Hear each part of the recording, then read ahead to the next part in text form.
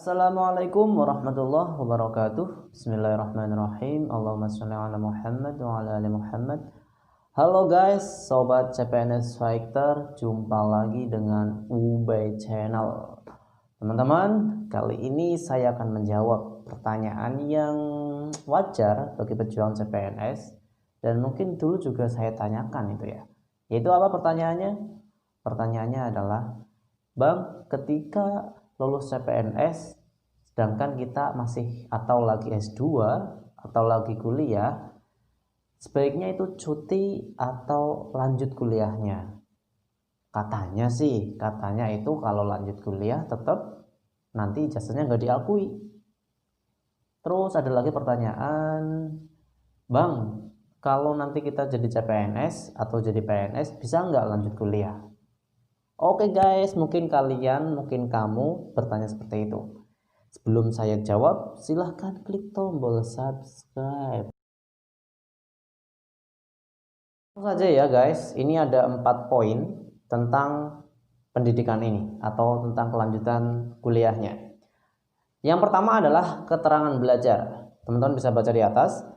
Keterangan belajar adalah keterangan yang diberikan oleh pejabat pembina kepegawaian kepada CPNS, guru dan bidan, dan PNS sekretaris desa yang pada saat diangkat menjadi CPNS atau PNS sedang menempuh pendidikan satu tingkat lebih tinggi dari pendidikan yang dijadikan sebagai dasar pengangkatan CPNS atau PNS. Teman-teman paham ya? Sedikit ya. Nanti saya jelaskan di belakang. Langsung saja. Yang kedua yaitu izin belajar. Izin belajar.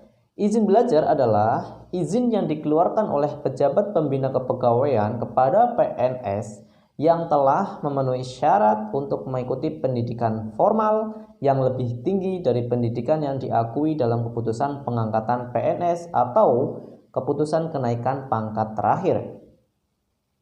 Oke, kedua itu. Ketiga sekarang adalah tugas belajar. Tugas belajar adalah tugas yang diberikan oleh bupati kepada PNS atau CPNS yang memenuhi syarat untuk mengikuti pendidikan pada suatu lembaga pendidikan di dalam atau di luar negeri dalam jangka waktu tertentu. Ketiga itu. Sekarang keempat yang terakhir, keterangan pendidikan. Keterangan pendidikan adalah keterangan yang dikeluarkan oleh pejabat pembina kepegawaian kepada PNS atau CPNS yang memiliki ijazah yang lebih tinggi dari ijazah yang dijadikan dasar pengangkatan CPNS. Oke teman-teman, dari situ paham? Oke, sekarang saya jelaskan yang mungkin lebih mendetail. Yang pertama tadi soal keterangan belajar. Keterangan belajar yaitu ketika kita sudah menjadi CPNS, namun kita sedang kuliah S2, ya, maka nanti kuliah kita S2-nya, ijazahnya itu bisa diakui atau boleh diakui oleh pemerintah, oleh instansi ketika kita mempunyai surat keterangan belajar ini. Artinya apa? Kalau teman-teman pengen diakui kuliahnya, segera diurus ke BKD setempat untuk meminta surat keterangan belajar. Namun ada beberapa syarat teman-teman ya. Teman-teman bisa dibaca di atas, silahkan di pause untuk lebih mendetail ya, entah itu mengenai pendidikannya relevan ya, pendidikannya, lembaga pendidikannya harus akreditasi dan seterusnya. Oke, itu istilah keterangan belajar. Jadi tadi yang di atas sebaiknya lanjut atau cuti, katanya itu nanti tidak diakui. Nyatanya tetap diakui teman-teman, asal memenuhi kriteria tadi ya. Buktinya saya juga dulu ketika CPNS itu sedang kuliah S2. Sedang S2 mendengar kabar bahwasannya kalau jadi CPNS tapi sedang kuliah S2 itu segera cuti. Kalau nggak cuti nanti nggak diakui kuliahnya. Bahkan ya ijazahnya sia-sia, kuliahnya sia-sia. Tapi aku pedomannya saat itu bodo amat lah. Diakui atau nggak diakui, yang penting aku lanjut S2-nya dan cepat selesai. Nah saat itu aku tetap lanjut karena aku S2-nya beasiswa ya teman-teman. Ya tahu sendiri lah kalau beasiswa itu kan terpacu dengan waktu. Kalau nggak lulus ya mungkin nanti bisa ada denda maupun biaya sendiri dan sebagainya. Akhirnya aku lanjut. Dan ternyata teman-teman, setelah aku mendapatkan regulasi, saya mendapatkan itu tadi di atas. Bahwasannya apa? CPNS yang sedang kuliah S2 itu tetap diakui jasanya teman-teman. Tetap diakui dengan catatan tadi ya, harus relevan dan sebagainya. Buktinya teman-teman, aku udah mengurus nih surat keterangan belajar nih. Teman-teman bisa baca ya. Nih, surat keterangan belajar, teman-teman bisa lihat ini namaku ya. Nah, ini namaku. Artinya apa? Ya tetap akhirnya diakui, guys. Diakui. So, buat teman-teman semuanya yang sedang S2, sekarang saya kasih saran, ya kalian kalau misalkan kuliahnya beasiswa silahkan dilanjutkan. Yang penting relevan ya, atau teman-teman bisa melihat persyaratannya di BKD masing-masing. Dan kalau teman-teman pengen cuti ya nggak apa-apa, silahkan. Mungkin nanti lebih santai waktunya dan sebagainya.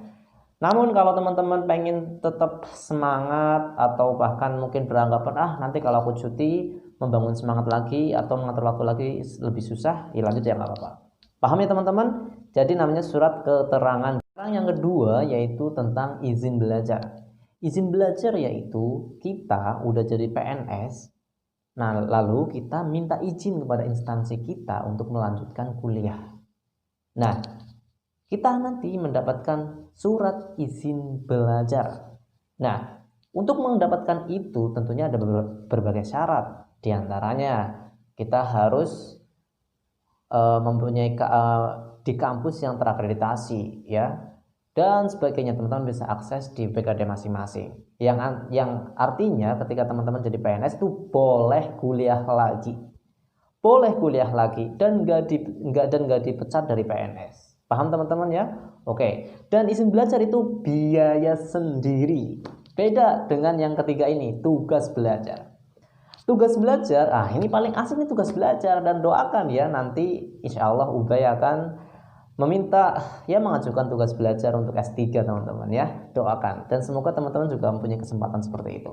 Oke, kalau tugas belajar yaitu kita udah jadi PNS tuh, kita mengajukan ke instansi untuk mendapatkan tugas belajar.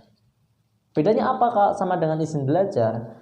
Kalau tugas belajar itu ada kelebihannya teman-teman. Saksikan ya. Kelebihan dari tugas belajar ini, yang pertama adalah mendapatkan bantuan pendidikan yang diberikan kepada PNS tugas belajar berupa yang pertama, sumbangan penyelenggaraan pendidikan. Sumbangan guys, yang berasal dari APBN maupun APBD. Ingat, gratis kuliahnya guys. Yang kedua, biaya hidup. Bayangin loh, kita masih PNS tuh. Kita masih PNS dapat tugas belajar. Nah, yang ketiga, bantuan pengadaan buku referensi. Wah, ini bagi teman-teman yang suka baca buku, ini nanti dapat uang buku gitu ya. Yang keempat, bantuan pembuatan laporan akhir, entah itu skripsi, tesis, disertasi. Wah, Masya Allah dapat guys. Yang kelima, bantuan biaya wisuda yang disesuaikan dengan kemampuan anggaran pada tahun berjalan. Luar biasa. Jadi tugas belajar itu kita dapat beasiswa dari instansi kita guys. Bedanya itu dengan izin belajar tadi. Kalau izin belajar itu biaya mandiri, kalau tugas belajar kita diberi beasiswa oleh instansi kita. Namun gak semudah itu guys. Ada kemudahan, pasti ada tantangan, betul nggak? Nah ini teman-teman, ini ada beberapa peraturan dalam tugas belajar yang tentang jangka waktu. Ini teman-teman bisa langsung saja ya, yang di poin E.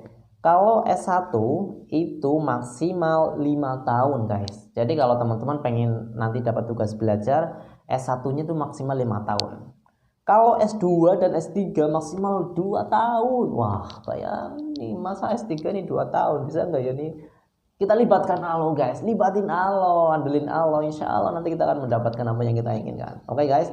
Nah, lalu bagaimana kalau kita tidak bisa melanjutkan kuliah itu? Jadi kalau kita udah dapat tugas belajar, bagaimana nanti resikonya?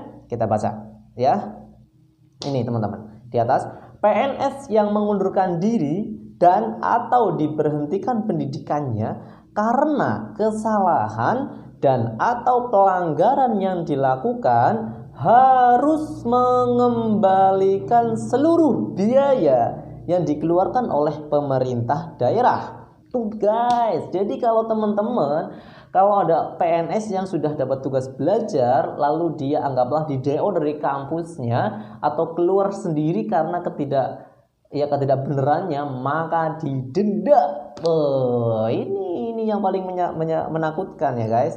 Namun, kecuali bagi PNS yang tidak dapat menyelesaikan pendidikan bukan karena kesalahan yang bersangkutan,